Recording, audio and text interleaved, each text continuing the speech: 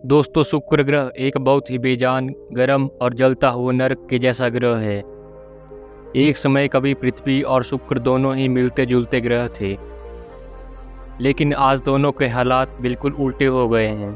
पृथ्वी पर जीवन जितना अनुकूल है, शुक्र पर जीवन के बहुत ही प्रतिकूल बल्कि नरक जैसे हालात हैं।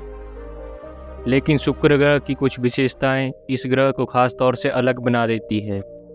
सोलर सिस्टम में पृथ्वी के बाहर जीवन की तलाश में मंगल ग्रह पर गहन शोध कार्य किए जा रहे हैं। इसके अलावा कई लोगों का यह भी मानना है कि वैज्ञानिकों को शुक्र ग्रह पर भी जीवन के संकेतों की तलाश करनी चाहिए, क्योंकि यह पृथ्वी से मिलता जुलता ग्रह है। वैज्ञानिक इसे सिस्टर प्लैनेट भी कहते हैं, क्योंकि इसका आकार और डेंसिटी भी पृथ्वी के जैसी है। कहा जाता है कि अरबों साल पहले दोनों ही ग्रहों की संरचना एक सी ही थी। आज शुक्र ग्रह जीवन के लिहाज से भले ही नरक जैसा हो, लेकिन इसकी कई विशेषताएं ऐसी हैं जो हैरान कर देती हैं। दोस्तों, शुक्र ग्रह पर समय बहुत ही अलग है। इसकी वजह उसकी स्पीड ऑफ रोटेशन है। जहां पृथ्वी अपनी धुरी पर एक चक्कर 24 घंटे में लगाती है, वहीं शुक्र को ऐसा करने के लिए पृथ्वी के 243 डेज लगते हैं। वहीं शुक्र को सूर्य की परिक्रमा लगाने में 224 डेज का समय लगता है। यानी शुक्र ऐसा ग्रह है जिसे सूर्य की परिक्रमा करने से ज़्यादा खुद का चक्कर लगाने में ज़्यादा समय लगता है। यानी कि यह अजीब है, लेकिन सच है कि शुक्र का एक साल उसके एक दिन से भी छोटा होता है। ऐसे में यहाँ समय बहुत ही भ्रमित कर देता है। दोस्तों, एक बात ने वैज्ञानिकों को लंबे समय से हैरानी में डाल रखा है।